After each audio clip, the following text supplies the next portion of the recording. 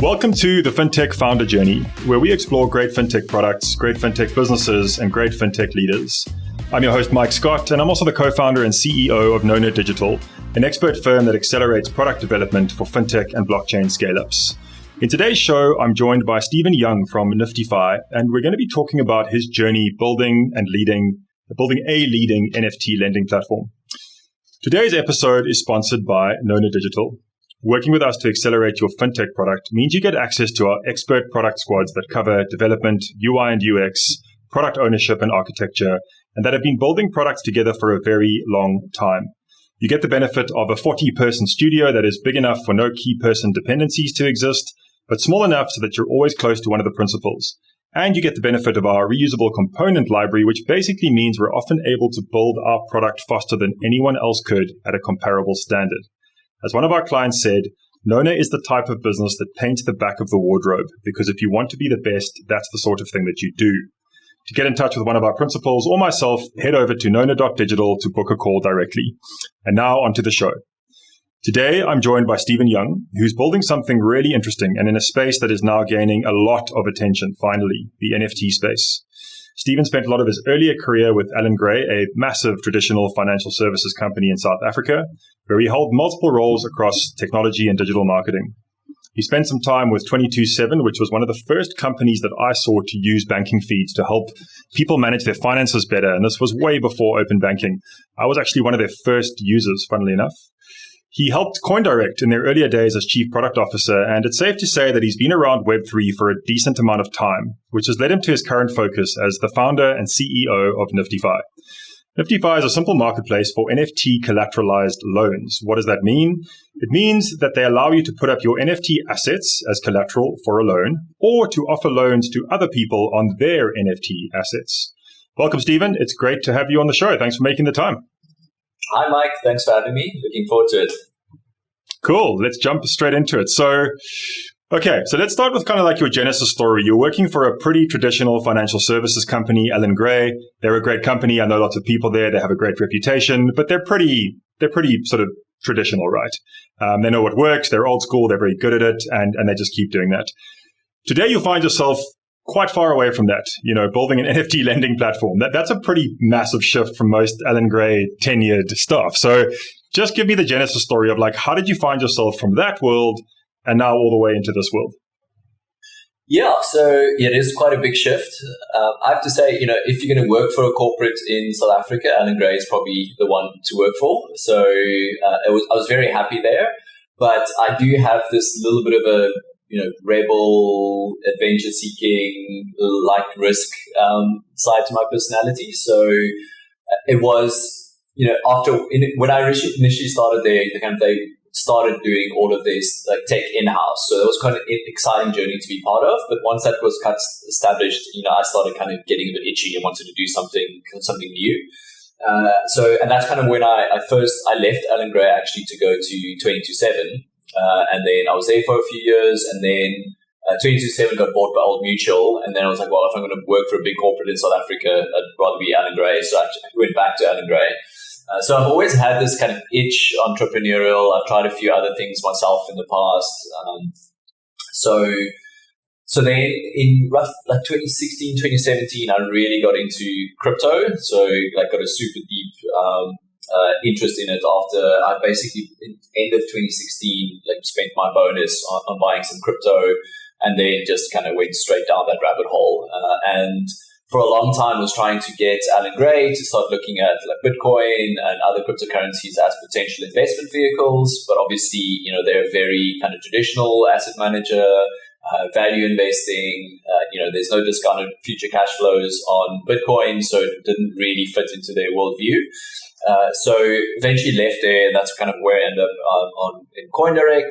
And it was really just, I kind of saw crypto as being the next frontier of both the web and finance. And I really wanted to be part of that. I kind of sat out, 99, I finished high school in 98. So just missed the kind of tech boom, 98, 99, 2000. We were in South Africa. At that time, it was really hard to really do anything if you weren't in the US and Silicon Valley.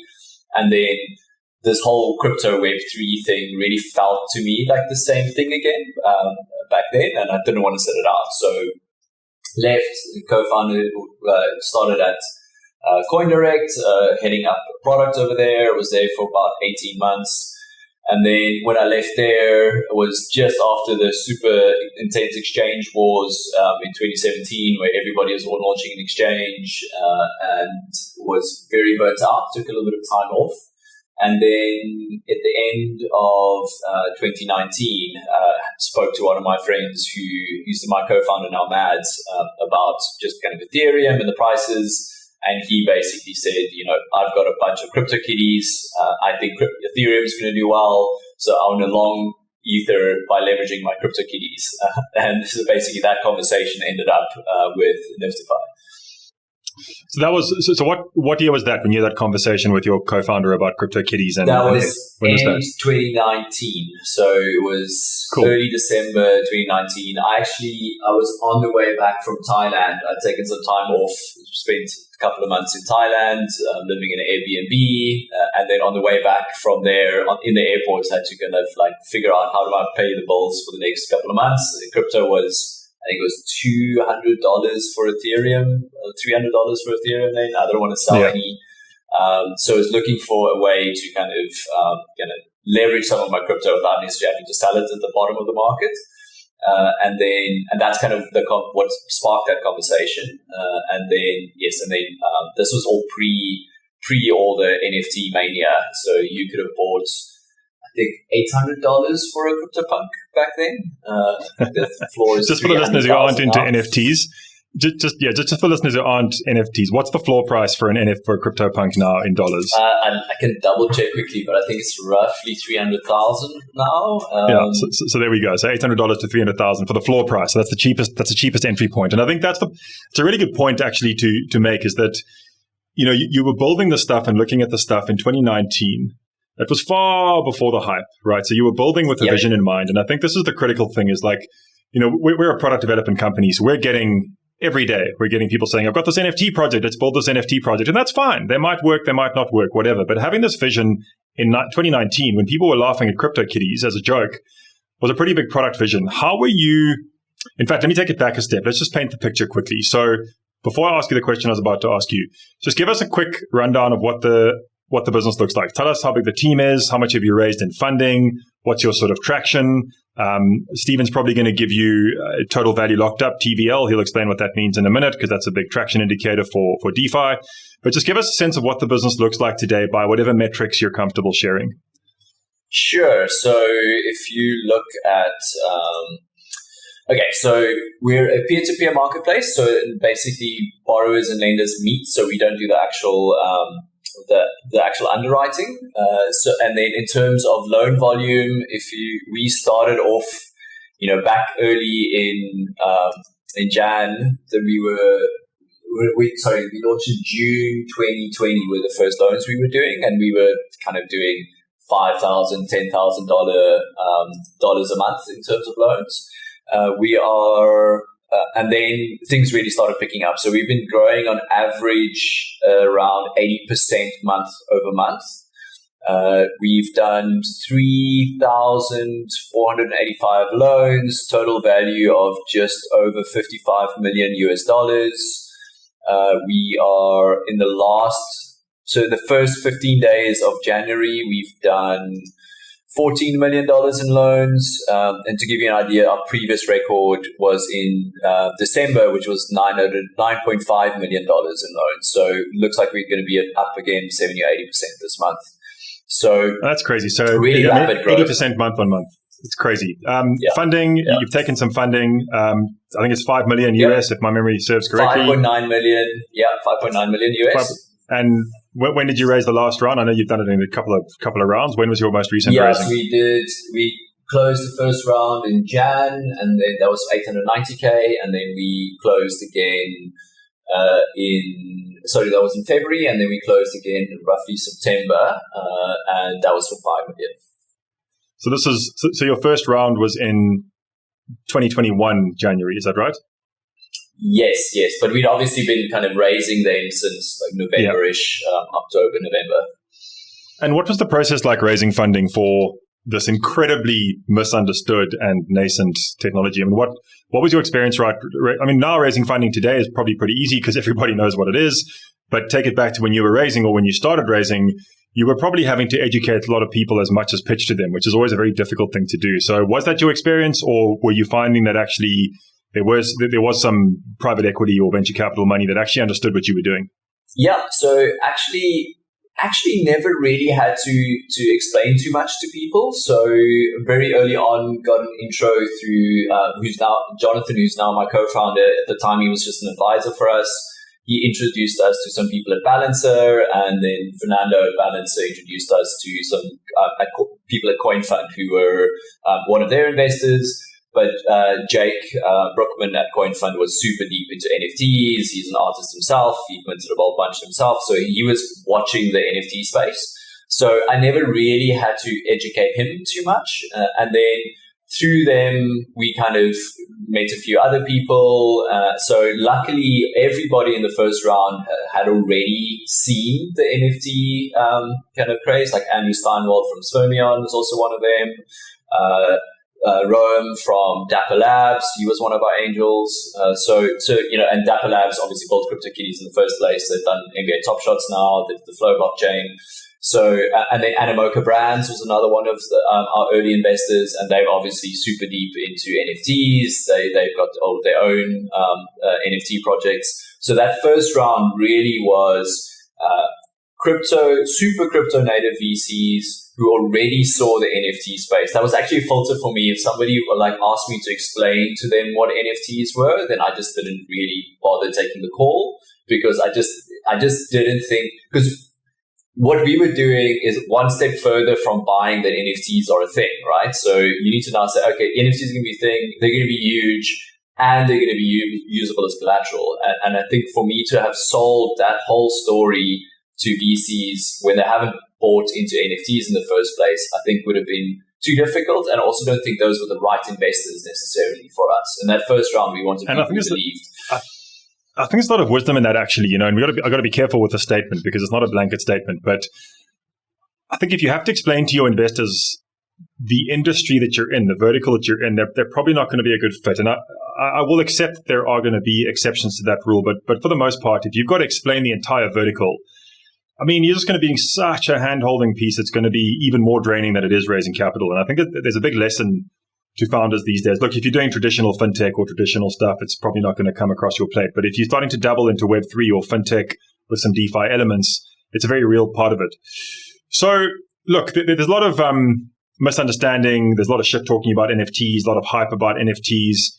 When we were doing the pre-interview, what was quite cool to learn is that you were sort of at a crossroads at some point in your career. I don't know if it was an actual point, but you're very passionate about art. You're an artist, and you're a developer.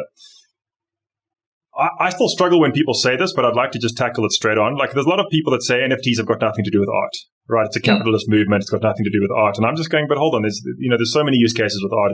There's a lot to do with art. Some of the biggest artists in the world have got NFTs. And the argument is kind of, yeah, but that's just a mechanism to make money off them.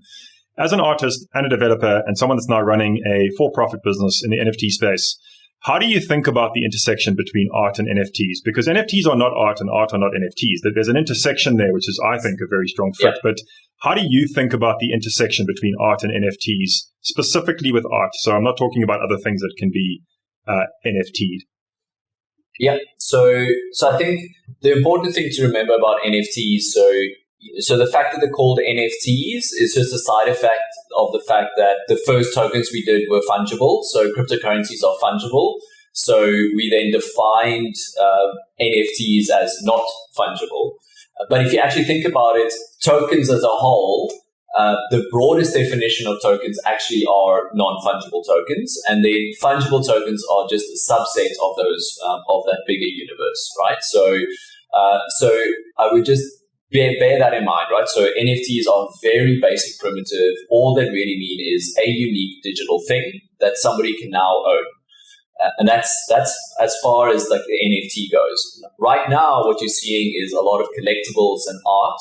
And I think there's reasons why collectibles and art are the first things to take off, we can go into if you're interested. But but really, we've got artists who are now representing their artwork as an NFT. So it's, so of all the things that NFTs could be, art is a subset as well. And the way that I think about it is that the NFT is just a new medium for art. In the same way that you had painting and sculpture and you have performance art, now you've got digital blockchain-enabled art. That there's just a new medium for art. The reason I think it's really taken off is a combination of two things. So first of all, generally the art pieces are relatively high value and they don't move around a lot. So if you're trying to do gaming and stuff, those assets move all the time. So you're constantly having to do blockchain transactions, which is expensive and slow. But for art, you buy it once and you keep it, and then maybe like a year later you sell it again. So, that cost and slowness of the existing blockchain networks aren't nearly as big a hindrance to art NFTs as there would be for other NFTs.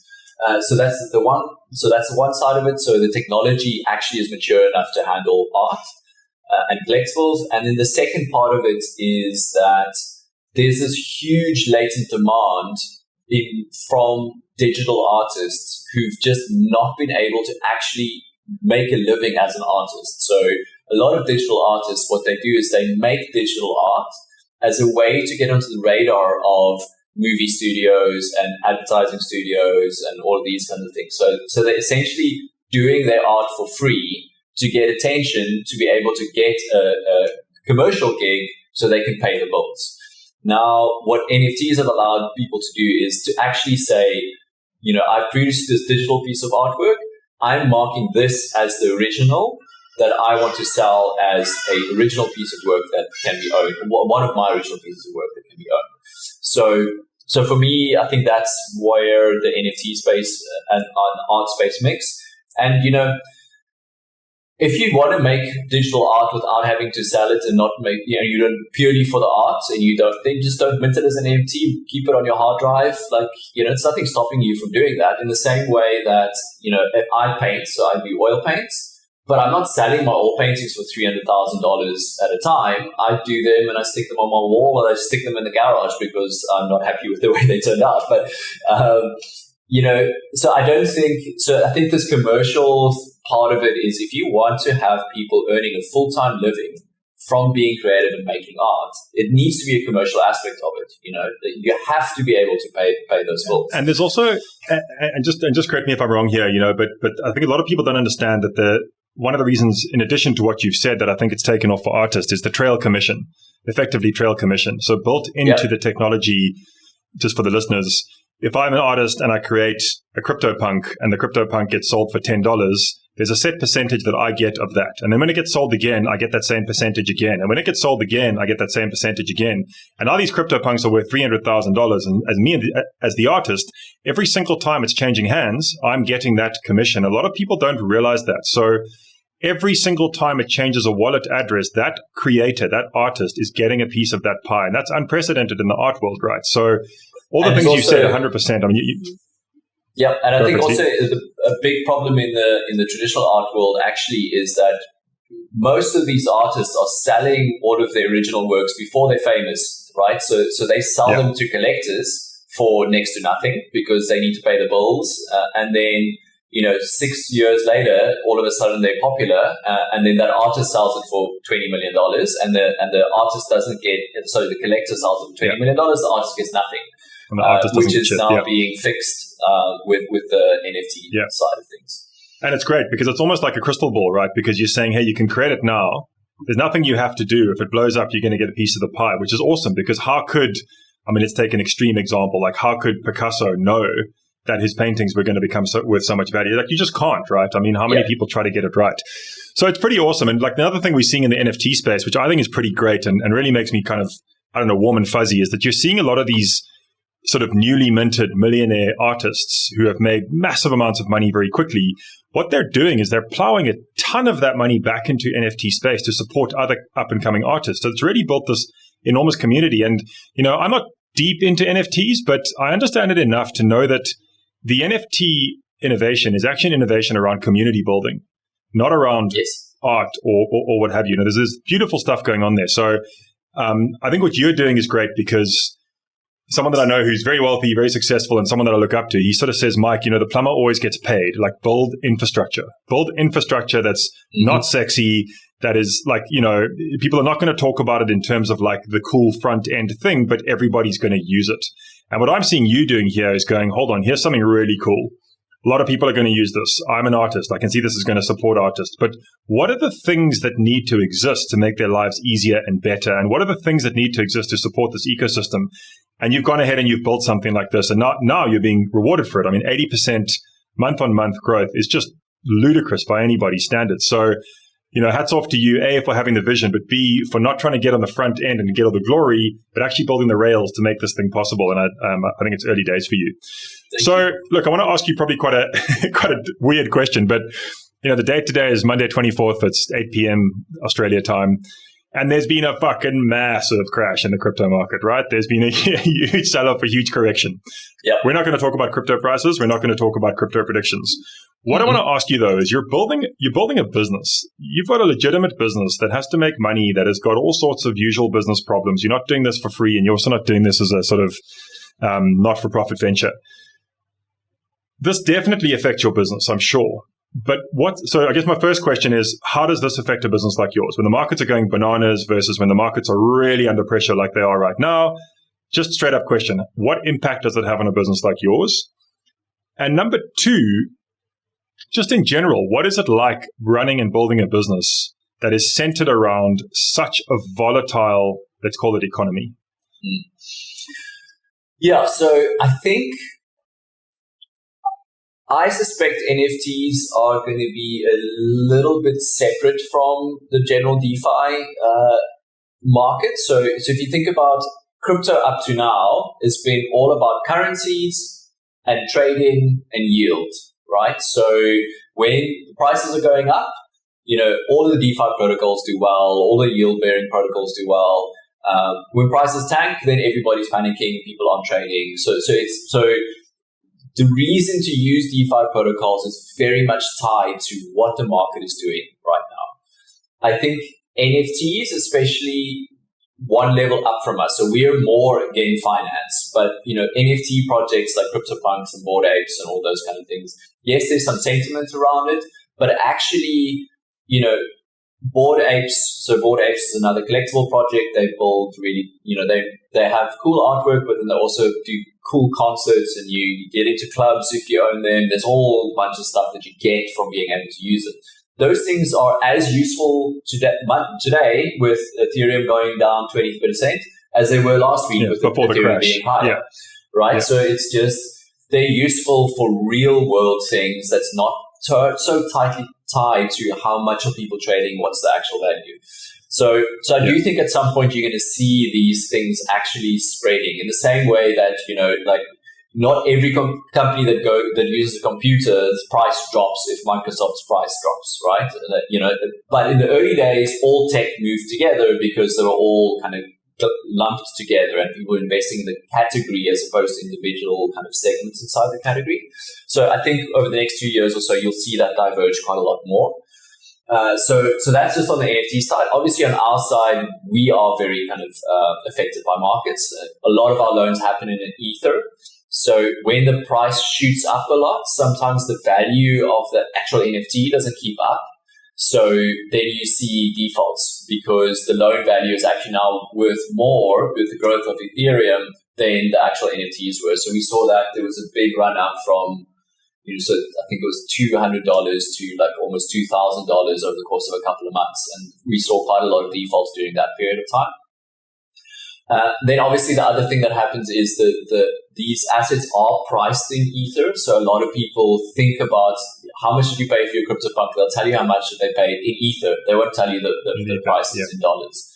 So that does also affect the absolute nominal value of the loans for us. But often as the price of Ether goes up and down, these assets just become worth more or less in dollars for the same amount in Ether, which is a bit strange. And then the other thing is we tend to see slightly higher volume when the prices go down because people are, bought this asset for more than they can sell it for right now. They need to be able to access some of that capital, but they don't want to sell the asset and lock in the losses. So they're willing to, if you bought a CryptoPunk for $200,000 and now you can only sell it for $100,000, you probably don't want to sell it for $100,000, but you'll take a $100,000 loan on it, right? Or a $50,000 loan on it because you haven't locked those losses in. So we actually see a little bit more use during these kind of downturns. Do you know what people are using the loans for? Yeah, so it's lots of different things. So some people are, so I'm going to be starting to use a lot of jargon, so just stop me if you want me to explain. But so some people are yield farming. So in DeFi, you can go put money into these certain protocols that give you some kind of return. And some of these, especially if it's a new project, they're incentivizing people to start, and you can get really crazy interest rates, 150%, 200% APR, sometimes up to 3,000 if you're really early. So what a lot of people are doing is that essentially taking out a loan on their NFT and then yield farming somewhere else to basically pocket the difference between the APR that they're getting on the actual asset and how much they can earn in the yield farm.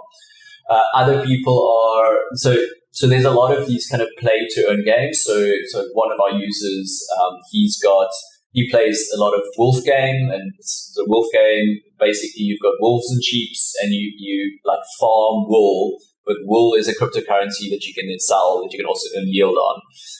So he treats his NFT collection as a leveraged property portfolio, where putting it to use in wolf game gives him a yield. Then he's got some other assets that are kind of static, so he leverages a little bit so that he can spend more in the game, so he can increase his yield there.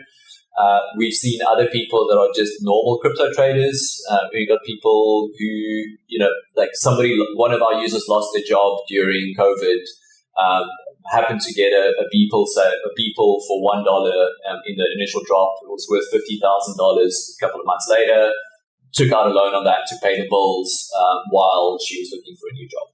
So amazing! It's so fascinating, and it's fascinating. Just to be really clear, none of that was financial advice. That was just what some people are doing. Approach with caution. This shit is incredibly risky, but really fun.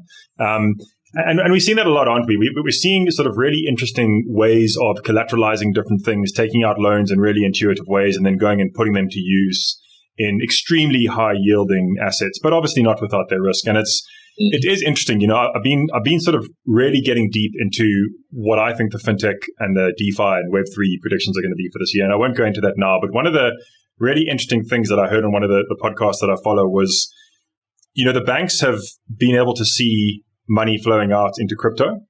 And their first response was block the accounts. So most of the banks sort of said, hey, this guy's buying crypto. You can't do that. If you do that again, we're going to block your account. Or in some countries and some banks, they just unbank the people. Now it's different. Now a lot of the banks have not only gone, hold on, we're missing a slice of the pie. We'll actually start allowing people to buy certain crypto within the bank. I think it's gone even further. And I think what's happening is the banks are saying we can see the money going out, but now they're getting really scared that it's not going to come back in. That it's just going out, that banks are slowly, for the very early adopters, basically being used as fiat on-ramps. Yep. And that's it. And then all of the yield and all of the interest and all of the lending is happening in these DeFi platforms. And let me just be really clear about this. This is like, whatever, the 1% of the 1%. This is certainly not at scale yet. But I think they're starting to get a little bit worried because you've got certain people, probably like you. I'm actually running an experiment for myself this year to see how far I can get into being completely sort of outside of the banking system this year, just as an experiment. Like, can I pay my bills? Can I pay my groceries? What can I do with a mortgage? Et cetera, et cetera. And I'm getting pretty far. Like, it's a bit of a hack, but you can actually get quite far. And I think this is what's going to happen more and more, right? Is banks are going to just start seeing money flowing out, but now they're going, shit, is it going to come back in? And what your business is doing is one more way for people who understand, like the early adopters, to actually get some real leverage out of this. So super, super interesting. What's your biggest challenge at the moment, Steve? I mean, you're running a business that's it's in an industry and a vertical that no one even knows where it's going. No, I wouldn't say no one understands it. I think a lot of people understand it, but no one understands or knows where it's headed. It must be very difficult to plan very far out. So what's your what's the thing that sort of is keeping you up at night? What are the things that you're sort of challenged by most at the moment? Yeah, so I think in general, if you got a crypto business, your two biggest risks are smart contract hacks and regulation changing under your feet, and all of a sudden, like what you're doing is illegal. So I think managing regulatory risk is one of those things that it kind of keeps you up, but there's not that much you can do besides just try to do what you know is the right thing to do, and then just wait for new legislation to come. So those things they're just par for the course if you're doing business in crypto. You just kind of get used to them. The other big thing is, I think like any tech business is finding the talent. So, a big thing with crypto is the teams really are fully distributed. So, our team is in South Africa, UK, Denmark, Israel, Canada, South America. So we're kind of everywhere. So everybody's competing for the same talent pool. And especially for Solidity developers, like somebody with 3 or 5 years experience is probably $250,000 a year. Super expensive, very high demand, impossible to find them. And then, especially in the NFT space, everybody that's been in the NFTs for more than say 2 years happen to own a bunch of CryptoPunks and autoglyphs and all these things from when they could mint them for free. So anybody with a lot of NFT experience basically is independently wealthy, so they're impossible to hire. Yeah, doesn't need the money because they don't need to work. Yeah. And then front-end developers, always front-end developers, impossible to find great ones. Super hard. So it's talent. Look, for what it's worth, I speak to founders every single day across the world. Fintech, DeFi, we kind of just lump everything under fintech still, and I'd say more than 90%, that's the biggest challenge for everyone. So at least you're not alone. Everyone's got the same challenge. And you're right. It's not just about money anymore, right? Like the money is kind of a given. It's table stakes. Now it's about sort of cool, but lots of people can pay me that. Why should I work for you over the other guys? Yeah. And you've got to have a good answer to that, right? You've got to have a strong vision. You've got to have an amazing developer environment. You've got to have, you can't be a dickhead. You have to really have a compelling answer. And, we still get clients who want to work with us who, oh man, they're just going to have a really bad experience because they still kind of see developers as like propeller heads, right? And I have to explain to these guys, like, listen, you're going to be interviewed. You're not going to interview them. Like, you're going to be the one being interviewed. Yeah. It's completely swapped. And they're going to have 10 offers and they're going to be sitting there going, why should I work for you? Not necessarily arrogantly, but you've got to have good answers to those questions. You've got to go, sure, you'll, pay X, but I can get that anywhere. What's the answer to that? And I think, again, that's probably why you're able to attract the talent that you have, is because you were early. There's clearly a strong vision. You're building something for the industry. And I think a lot of, we have a lot of developers that work for us, and it's very fulfilling when you can see something that you're working on being used and when you're using it yourself. It's a massive part of this. And I'm sure all the people who work for you, I'd be very surprised if they don't own NFTs and play in the space. So that's really cool.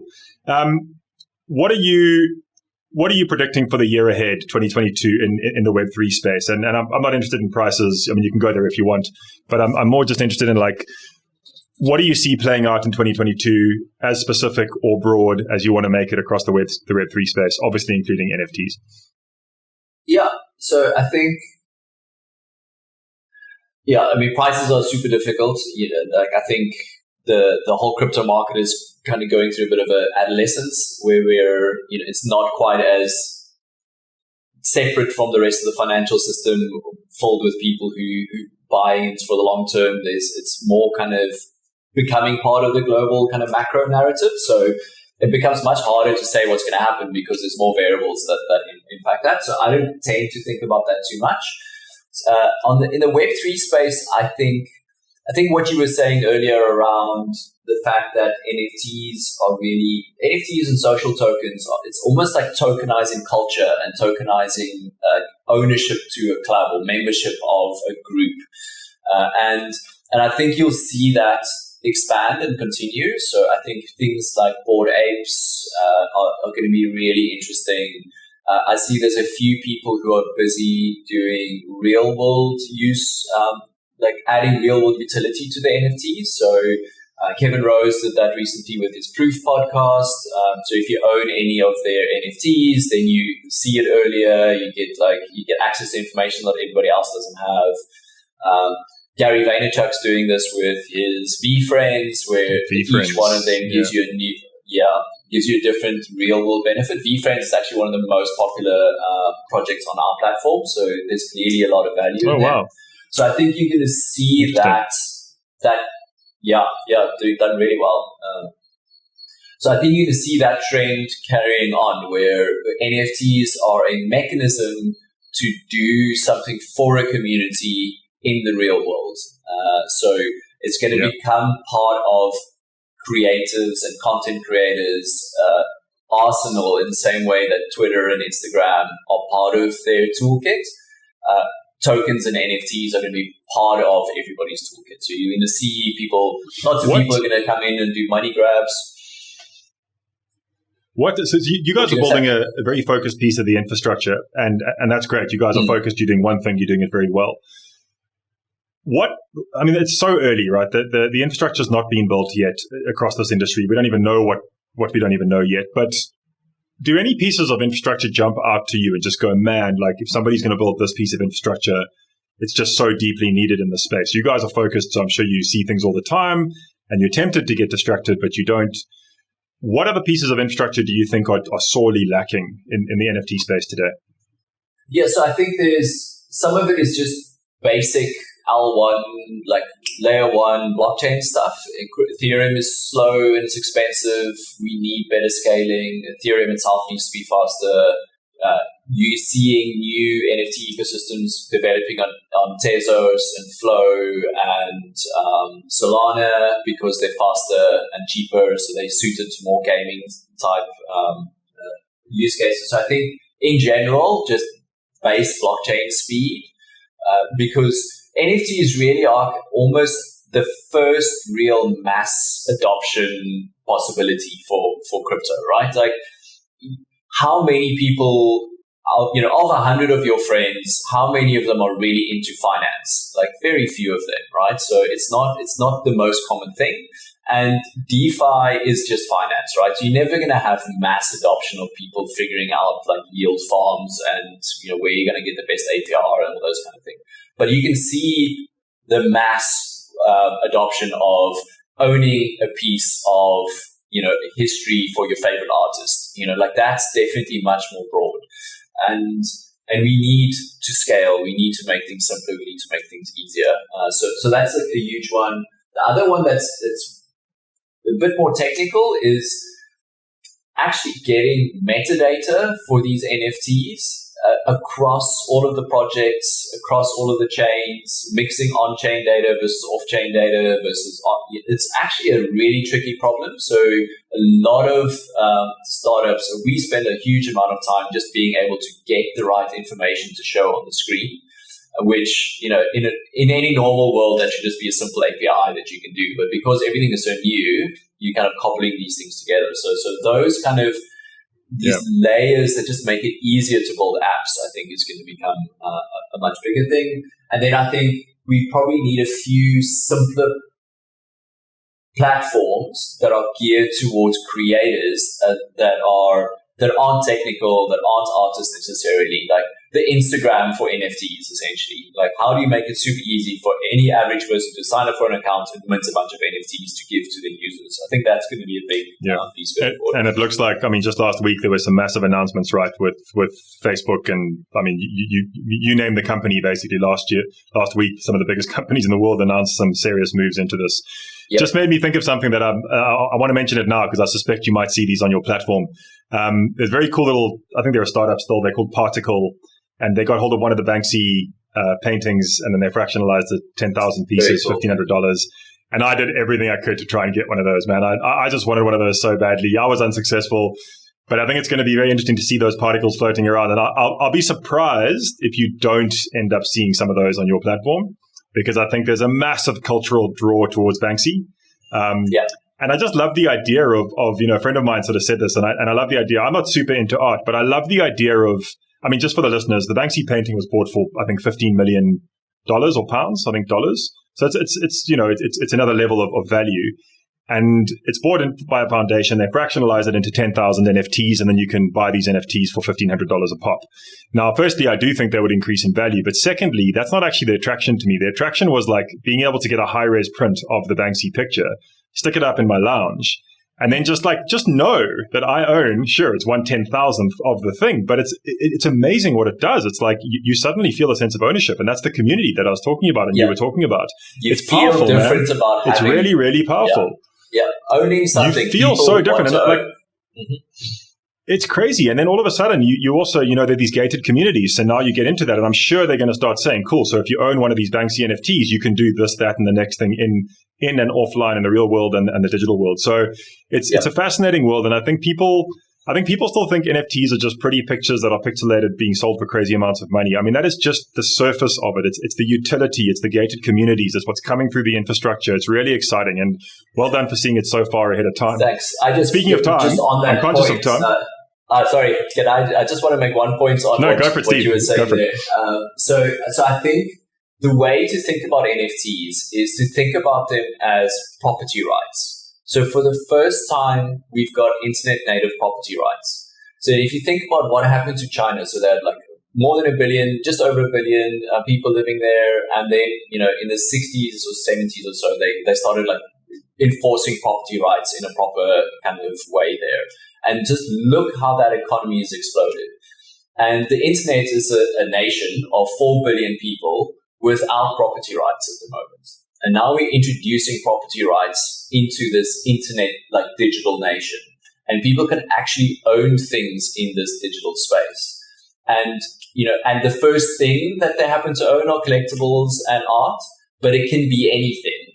And I think that the design space is infinite, and the impact of it is going to be as big as all of a sudden giving the property rights to a 4 billion strong nation. It's going to be massive, and people are overestimating what it's going to be doing in the next 12 months and completely underestimating what it's going to do in the next 10 years. You've really tied some things nicely together there. There's I didn't say this, but I do like the very oversimplified version of, Web 1 was read only. So you were just consuming stuff on static websites. Web 2 was read write. So now you could interact with it. Facebook, Instagram, you could interact. Web 3 is read write own. And I think Stephen's just given a really good sort of synopsis of what that own portion looks like. And ironically, that quote was Bill Gates who said that we underestimate what we can do in X and we overestimate what we can do in Y. Ironic that Microsoft has just bought, for $70 billion a gaming company, which no doubt is going to end up getting into play to earn. So let's leave it there. I want to shoot to sort of some more rapid fire questions now, Steve, before we wrap up. So first one is just, what single piece of advice would you give to your 20-year-old self? Don't worry so much. 90% of the stuff you worry about is not going to happen. And, when it happens, you figure it out. So, don't stress. What content are you consuming currently? Baby songs with my 1-year-old to try and make him sleep. That's literally the only thing I've got time for. I love it. There's a song. I mean, I've got a 4-month-old at home. There's a song. I'm not going to sing it because it'll stay in your head for the rest of your life. But there's a song that my wife and I just cannot get out of our heads, no matter what we do. It's ingrained in your neural pathways. Yeah. Anyway, I hear you, buddy. What's the last book you read, cover to cover? It was so if you don't count audiobooks, which I like, do like. No, I do. You do. I definitely do. Yeah. So I think. One's called Earth's Last Gambit. That's the one I'm busy with now. But I mean, I do 4 or 5 books a month via Audible. The last book I actually read in paperback was The Art of Learning by Josh Waitzkin. I've read that about 8 times. I think it's one of my favorites. Such a good book. Yeah. No, fascinating dude. It's really absolutely worth a listen for high performance basically. Yep. What is something that you are doing in the next 7 days to improve yourself or your craft? I am going to go for a surf, hopefully tomorrow. Been working way too much, not enough time to relax, so need to de-stress every now and then. Nice, love it. Steve, it's been great. We've jumped around a lot. I've learned a lot. It's been super inspirational. of everything we've spoken about today, of everything we've jumped around with, what is the one thing that you would want the listeners to leave the episode with today? Yeah, so I think I'm super bullish on NFTs and the NFT space in general.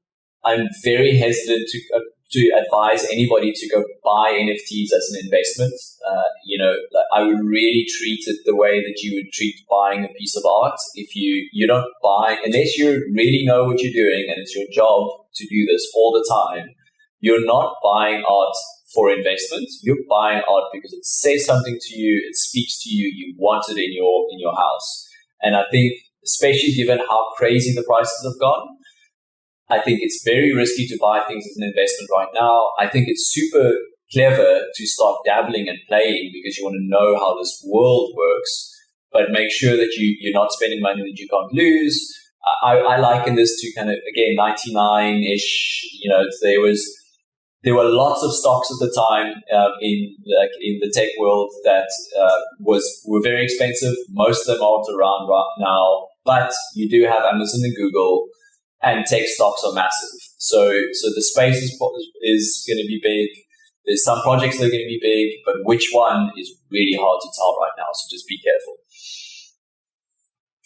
Yeah, I agree. Certainly a very risky place. Stephen, it's been amazing. I've learned a ton. Very, very cool. I'm always super interested to speak to people who are building for-profit, commercially centered businesses in the Web3 space. It's a difficult thing to straddle, and I think it takes a special kind of person with a strong vision. So kudos to you, hats off. And I mean, 80% month on month. I can't wait to speak to you in a year and see what you're doing. Yeah, exactly. Steve, do you like to be contacted or followed? And if you do, how can the listeners contact or follow you? I think Twitter is probably the best. And my Twitter handle is @Stephen, STEPHEN _YO. Cool. Steve, thanks so much for making the time. It was awesome. Really appreciate it. And all the best and thanks, good Mike. luck. To the listeners, I hope you got some value from today's episode with Stephen Young from NFTfi. Check it out if you haven't already. I definitely got a ton of value. I actually can't think of a main takeaway from today. My brain's spinning a bit, but it's very, very cool to speak to and learn from people building, just like I said to Steve, building real businesses with actual business models, but deeply utilizing and building on and leveraging the Web3 space. I think it's only a matter of time before we see this fintech and Web3 gap just getting so small it's almost indistinguishable. If you'd like to discuss your fintech or blockchain project with us, you're welcome to book a call with one of our principals or myself on our website. Just shoot over to www.nona.digital, and I'll be back next week with another episode to explore the Fintech Founder Journey.